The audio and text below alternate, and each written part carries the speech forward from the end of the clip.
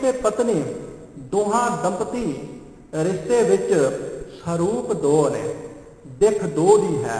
पत्नी अलग दिसदी है, पति अलग दिसदा है, पर असलियत विच दंपती जोड़ा किथे बनदा है?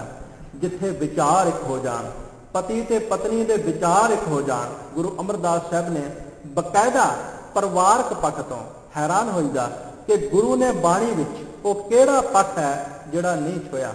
गुरु ने वो केड़ा पक्ष है जिस पक्ष तो साडी अगवाई नहीं की। परिवारक पक्ष तो गुरु साडी अगवाई करते ने कि तेरा परिवारक जीवन तां ही नेपरे चढ़ सकता है, तू परिवारक जीवन विच तां ही एक मुकम्मल मनिया जावेगा जदों पति ते पत्नी दे विचार एक हो जाणगे, सिर्फ देखण नूं दो होणगे। बचन कहा धन फिर ए ना आखीए, बहन इकट्ठे होए एक जोत दोए मूर्ति, धन फिर कही सोए। कह लगे वो है पति पत्नी, वो है दंपति जोड़ा जिथे विचार एक हो गए ने, जिथे सोच एक हो गई है। इसे तरह जिथे गुरु दे विचार ते सिख दे विचार एक हो गए ने, उत्थे गुरु ते सिख दा मिलाप है। भाई गुरदास जी ने बड़ियां सुंदर उदाहरण दित्तियां ने। कह लगे दोए दोए अखी आखियां ने एक दर्शन दिता। कह लगे देखो अखां दो ने, लेकिन दो अखां दे विच दृष्टि एक है, नज़र एक है। असीं एक समय दो किताबां नहीं पढ़ सकते, एक समय असीं एक ही किताब पढ़ांगे क्योंकि पिछे सुरत एक है। और ये नहीं कि एक दृष्टि दे विच सानू कुछ होर दिसदा है, दूसरी दृष्टि नाल सानू कुछ होर दिसदा है। जिहड़ा रंग सानू एक अख दे नाल लाल दिसदा, दूसरी अख नाल उही रंग सानू पीला दिसदा, ये नहीं है। अखां दो ने पर दोहां अखां विच दृष्टि एक है, नज़र एक है। दोए दोए अखी आखियां एक दर्शन दिसै, दोए दोए कन वखाणियां एक सुरत सलिसै। कन दो ने पर स्रोत एक है। असीं एक समय दो गल्लां नहीं सुन सकते, चाहे तो असीं सतसंगत विच बैठ के नाल दियां दी गल सुन सकते हैं ते जां फिर असीं कथा सुन सकते हैं। दो गल्लां इकट्ठियां नहीं हो सकदियां। कई वार हुंदा है ना, असीं नाल बैठे नाल गल करन लग पैंदे हां, नाल दे दी गल सुन लग पैंदे हां। उस वेले जरूरी है कि कथा नालों स्रोत टुट जाती है। एक समय दो गल्लां नहीं सुनिया जा सकदियां। असीं किसे नाल गल कर रहे होइए ते उहनूं कहना पएगा कि तू मेरी पहला गल सुन, दूसरे की गल बाद विच सुनी। कदे भी वो अग्यों नहीं कहेगा कि एक कन नाल मैं तेरी गल सुनी जा रहा, दूसरे कन नाल मैं दूसरे की गल सुनी जा रहा। ये हो ही नहीं सकता। एक समय इक्को दी गल सुनी जाएगी क्योंकि स्रोत एक है, कन भावें दो ने। ते भाई साहब तीसरी उदाहरण दिंदे ने, दोए दोए नदी किनारियां पारा वार ना पिछै। एक नदी के किनारे दो ने, हुण जिस किनारे ते खड़े हाँ वो उरार है, जिस किनारे ते जाना है वो पार है। हुण जिस किनारे ते पहुंच गए हाँ, हुण सानू कोई पूछे कि तुसीं जिस किनारे ते खड़े हो ये किनारा किहड़ा है, असीं कहांगे उरार है। जिथों आए हाँ वो पार है, जिथों चले सी वो उरार सी, हुण उही किनारा पार बन गया। एक नदी के किनारे भावें दो ने, असीं कदे भी नहीं कहते कि आ किनारा उरार है और पार है। उरले पासे असीं कह रहे हैं कि उरार है, परले पासे दूसरा यात्री खड़ा कह रहा है कि ये उरार है। हुण कदे भी दावा नहीं किया जा सकता। किनारे भावें दो ने, लेकिन दोनों किनारे आपको अपने लिहाज नाल उरार भी ने ते पार भी ने। भाई साहब ने तीन प्रमाण दे के आख्या कि जिवें दो अखां विच नज़र एक है, जिवें दो कन्नां विच स्रोत एक है, जिवें एक नदी के किनारे भावें दो ने उही उरार ते पार ने। ते भाई साहब तीसरी तुक विच आखदे ने, एक जोत दोए मूर्ति, एक शब्द सरिसै, गुर चेला चेला गुरु समझाए किसै। कहने लगे बस इसे तरह गुरु ते सिख स्वरूप करके दो ने पर विचारां करके एक ने, मत करके एक ने, सोचने करके एक ने। जिथे विचार एक हो गई उत्थे गुरु ते चेले की अभेदता खत्म हो गई।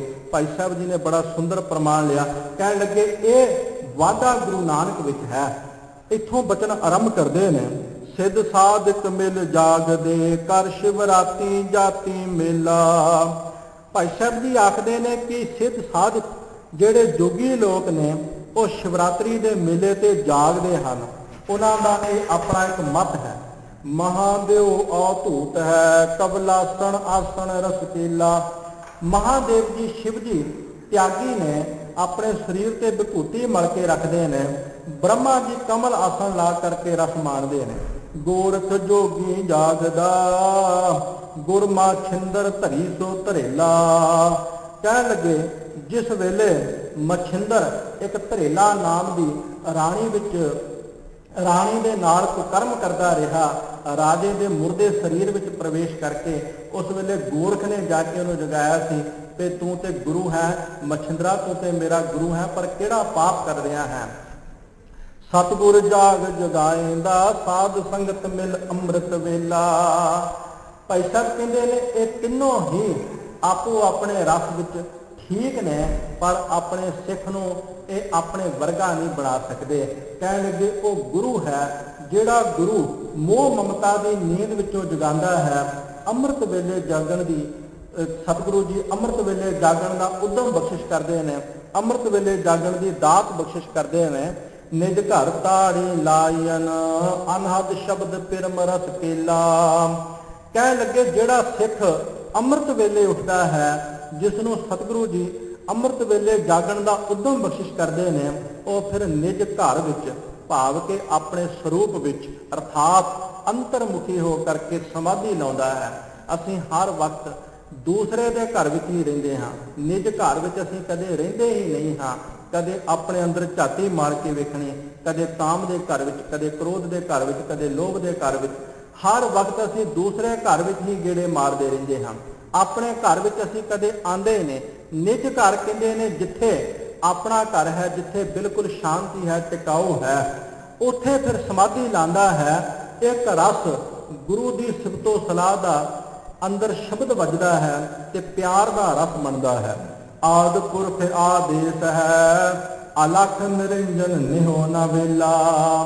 ਉਹ ਜੋ ਪਰਮੇਸ਼ਰ ਵਾਹਿਗੁਰੂ ਸਰਬ ਵਿਆਪੀ ਹੈ, ਸਭਨਾ ਦੀ ਆਦ ਹੈ, ਉਸ ਪਰਮੇਸ਼ਰ ਵਾਹਿਗੁਰੂ ਨੂੰ ਮੇਰੀ ਆਦੇਸ਼ ਹੈ। ਉਹ ਜੋ ਲਖਤਾ ਤੋਂ ਰਹਿਤ, ਮਾਇਆ ਦੀ ਕਾਰਕ ਤੋਂ ਰਹਿਤ ਹੈ। ਭਾਈ ਗੁਰੂ ਨਾਨਕ ਸਾਹਿਬ ਦਾ ਸਿੱਖ ਐਸੇ ਪਰਮੇਸ਼ਰ ਵਾਹਿਗੁਰੂ ਜੀ ਦੇ ਵਿੱਚ ਹਮੇਸ਼ਾ ਹੀ ਸੁਰਤ ਜੋੜ ਕੇ ਰੱਖਦਾ ਹੈ, ਹਮੇਸ਼ਾ ਹੀ ਉਹਦੇ ਨਾਲ ਪਿਆਰ ਬਣਾ ਕੇ ਰੱਖਦਾ ਹੈ। ਤੇ ਨਤੀਜਾ ਕੀ ਨਿਕਲਿਆ? ਚੇਲੇ ਤੇ ਗੁਰ, ਗੁਰ ਤੇ ਚੇਲਾ।